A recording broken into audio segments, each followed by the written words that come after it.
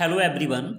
आज की वीडियो में पढ़ने वाले हैं किसी भी एलिमेंट की वैलेंसी कैसे निकाली जाती है, किसी भी तत्व की संयोजकता कैसे निकालते हैं।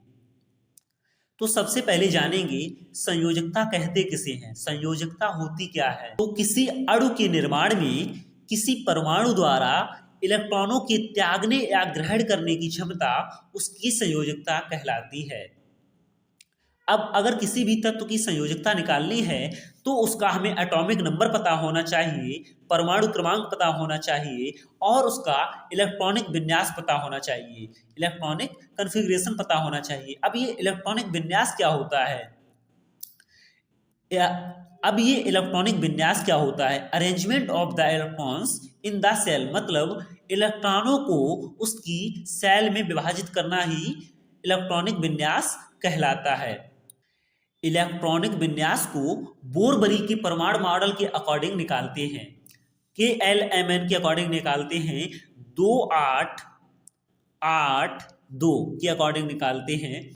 अब इसके एग्जाम्पल देखेंगे, जैसे लिथियम, इसका परमाणु क्रमांक 3 होता है और इसका इलेक्ट्रॉनिक विन्यास 2,1 होता है। मतलब पहली कक्षा में मैक्सिमम 2 इलेक्ट्रॉन भर सकते हैं, दूसरी में 8 भर सकते हैं, तीसरी में भी 8 भर सकते हैं और चौथी में 2 भर सकते हैं। अब देखेंगे बेरिलियम, इसका परमाणु क्रमांक 4 होता है और इसका इलेक्ट्रॉनिक विन्यास 2,2 होता है। इसी प्रकार से देखेंगे बोरान, इसका परमाणु क्रमांक 5 होता है और इसका इलेक्ट्रॉनिक विन्यास 2,3 होता है। इसी प्रकार से देखेंगे कार्बन, इसका परमाणु क्रमांक 6 होता है और इसका इलेक्ट्रॉनिक विन्यास 2,4 होता है।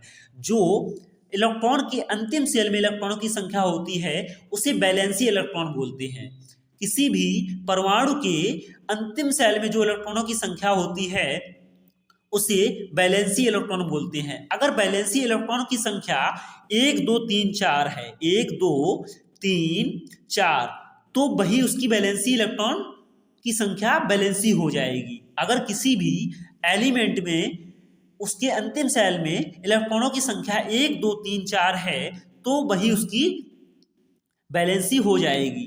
अगर किसी इलेक्ट्रॉन के अंतिम सेल में इलेक्ट्रॉनों की संख्या 5 6 7 या 8 है तो जो भी अंतिम सेल में इलेक्ट्रॉनों की संख्या है उसे 8 में से माइनस कर देंगे, उसे 8 में से माइनस कर देंगे। अब इसके एग्जाम्पल देखेंगे, जैसे लिथियम है तो इसका इलेक्ट्रॉनिक कॉन्फ़िगरेशन है 2,1, तो इसके अंतिम सेल में इलेक्ट्रॉनों की संख्या कितनी है? 1, तो इसकी वैलेंसी कितनी हो जाएगी? 1 हो जाएगी।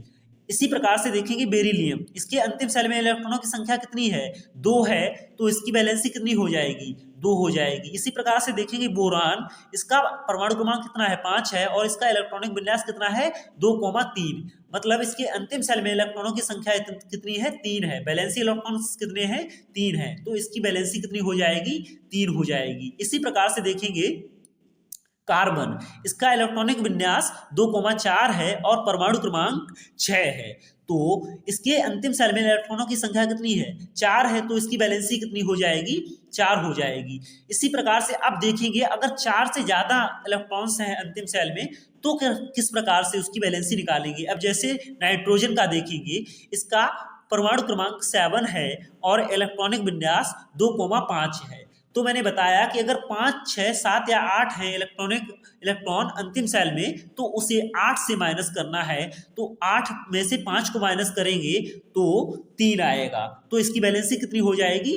3 हो जाएगी। इसी प्रकार से देखेंगे ऑक्सीजन, ऑक्सीजन का परमाणु क्रमांक 8 है और इसके अंतिम सेल में इलेक्ट्रॉनों की संख्या 6 है, तो 8 में से 6 को माइनस करेंगे तो इसकी वैलेंसी निकल के 2 आ जाएगी। इसी प्रकार से देखेंगे फ्लोरीन, इसी प्रकार से देखेंगे फ्लोरीन, इसका एटॉमिक नंबर 9 है और इसका इलेक्ट्रॉनिक कॉन्फ़िगरेशन 2,7 है, तो 8 में से 7 को माइनस करेंगे तो 1 आ जाएगा। अब इसके बाद में देखेंगे नियॉन, इसका एटॉमिक नंबर 10 है और इसका इलेक्ट्रॉनिक कॉन्फ़िगरेशन 2,8 है।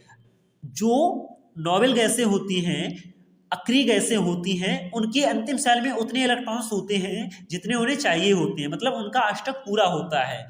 हर एक परमाणु अपना अष्टक पूरा करना चाहता है, तो जो नोबेल गैसें होती हैं, अक्रिय गैसें होती हैं, उनकी वैलेंसी 0 होती है। जैसे इधर हीलियम देखेंगे तो हीलियम भी अक्रिय गैस है, नोबेल गैस है, तो इसकी भी वैलेंसी शून्य होगी। इसी प्रकार से देखेंगे आर्गन, आर्गन भी नोबेल गैस है, अक्रिय गैस है, तो इसकी भी वैलेंसी शून्य होगी, क्योंकि इसके अंतिम सेल में इलेक्ट्रॉनों की संख्या 8 है, मतलब इसका अष्टक पूरा होता है। आपने अष्टक का नियम पढ़ा होगा, इसका अष्टक पूरा होता है। हर इलेक्ट्रॉन, हर परमाणु अपना अष्टक पूरा करना चाहता है, मतलब उस परमाणु को अपना अष्टक पूरा करने के लिए कितने इलेक्ट्रॉनों की जरूरत है, उसी हिसाब से वो इलेक्ट्रॉनों का साझा करता है। अब देखेंगे कैल्शियम Ca20, तो इसका परमाणु क्रमांक 20 होता है और इसका इलेक्ट्रॉनिक विन्यास 2,8,8,2। तो इसके अंतिम सेल में इलेक्ट्रॉनों की संख्या कितनी है? 2, मतलब वैलेंसी इलेक्ट्रॉन्स कितने हैं? 2 हैं, तो इसकी वैलेंसी क्या हो जाएगी? 2 हो जाएगी। इसी प्रकार से देखेंगे पोटेशियम, इसका परमाणु क्रमांक 19 है और इसका इलेक्ट्रॉनिक विन्यास है 2,8,8,1। तो इसकी जो वैलेंसी हो जाएगी वो 1 हो जाएगी, क्योंकि इसके अंतिम सेल में इलेक्ट्रॉनों की संख्या कितनी है? 1 है। इसी प्रकार से देखेंगे क्लोरीन Cl17, इसका परमाणु क्रमांक 17 होता है और इसका इलेक्ट्रॉनिक विन्यास होता है 2,8,7। तो अब जब वैलेंसी इलेक्ट्रॉन्स की संख्या 7 है तो इसे 8 से माइनस करेंगे, तो 8 से इसे माइनस करेंगे तो क्या हो जाएगा? 1 आ जाएगी वैलेंसी। मतलब अगर अंतिम सेल में इलेक्ट्रॉनों की संख्या, अगर वैलेंसी इलेक्ट्रॉन्स की संख्या 5, 6, 7 या 8 है तो उस नंबर को 8 से माइनस कर देंगे।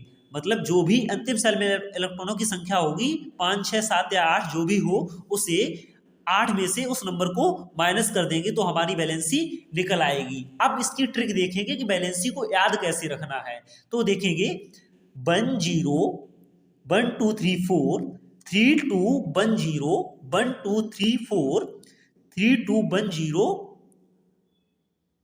1 2। मतलब पहले अप से डाउन, 1 से 0, फिर 0 से अप 1 2 3 4, फिर 4 से डाउन 3 2 1 0, अब 1 से अप 1 2 3 4 3 2 1 0 1 2। इसी प्रकार से वैलेंसी को निकाला जाता है।